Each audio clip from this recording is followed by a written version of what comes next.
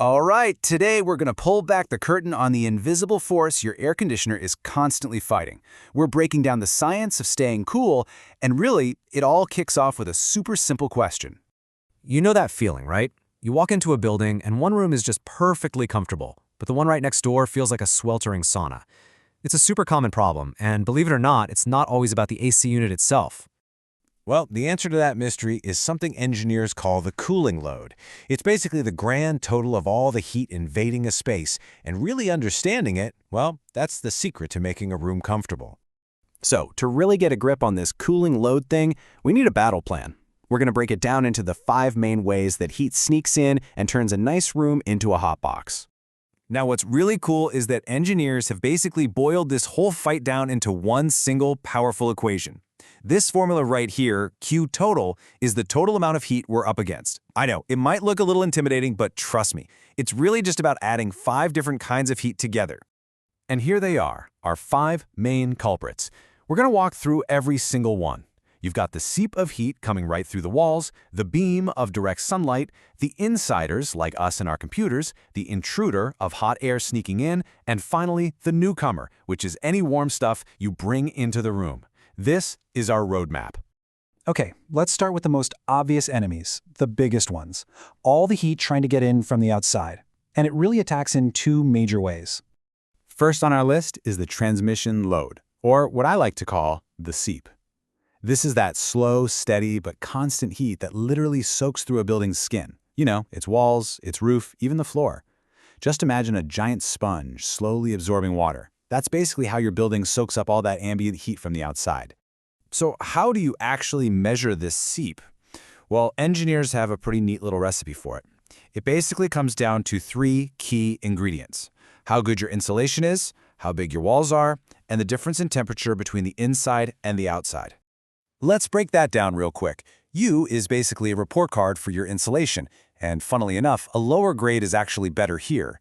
A is easy, that's just the area. How big is the wall or the roof we're talking about? And then you have delta T. And this one is the real kicker. It's simply the temperature difference. The hotter it is outside compared to inside, the harder that heat is going to push its way in. Now for our second external enemy, the sun load. And let me tell you, this is not a subtle seep. This is a full-on direct assault. It's that intense, powerful heat that a building gets from solar radiation, just blasting its surfaces and pouring right through the windows. It is so important to get the difference between these two. The transmission load, the seep, it's like being inside an oven. That ambient heat is everywhere, all around you. But the sun load? That's more like being under a magnifying glass. It's a focused, intense beam of energy hitting very specific spots. Okay, so we've covered the heat that's trying to break in from the outside. But what about the heat we're making ourselves, right inside the room? Yeah, you'd be surprised where it all comes from. And that brings us to what's called the service load. This is all the heat that's generated by everything happening inside the space. And here's the crazy part. The room itself is basically a giant heater. We're talking about the lights in the ceiling, the computers on the desks, and yep, even us, the people just sitting there, breathing and working. And just look at where that internal heat comes from in a typical office. It's pretty wild. Get this, a whopping 45% of it can come just from the people in the room. Lights are another huge contributor at 35%, and the rest comes from equipment. So yeah, every single person in a room is basically a walking, talking 98.6-degree heater. All right, next up is the air change load.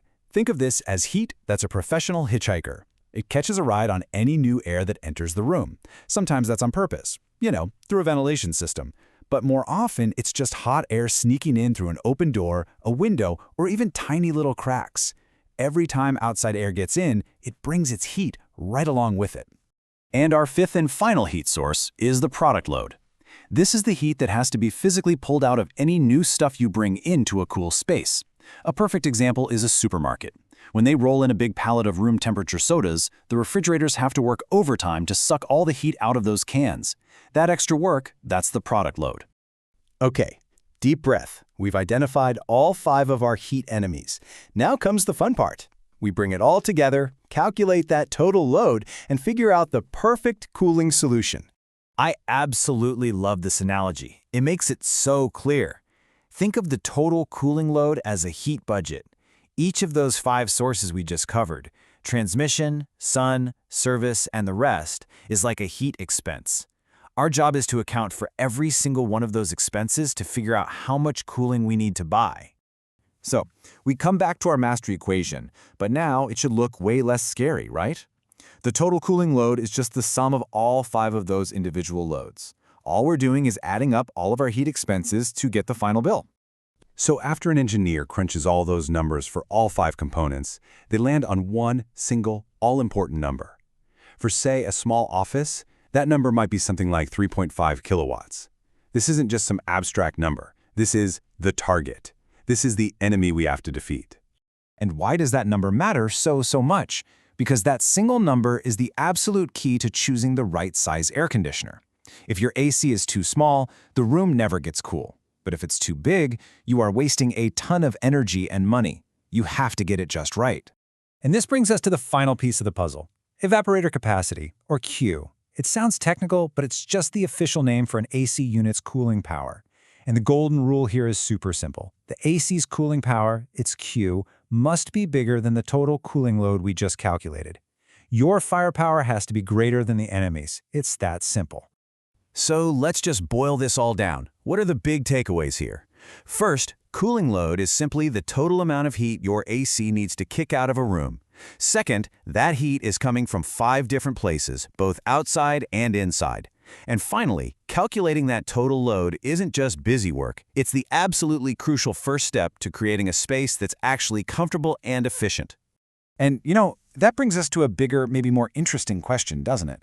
We just spent all this time figuring out how to calculate all the heat we need to remove, but what if we flip the whole problem on its head? Now that we know exactly where the heat is coming from, how can we start designing smarter buildings that let less of it get in the first place? Definitely something to think about. Thanks for joining me.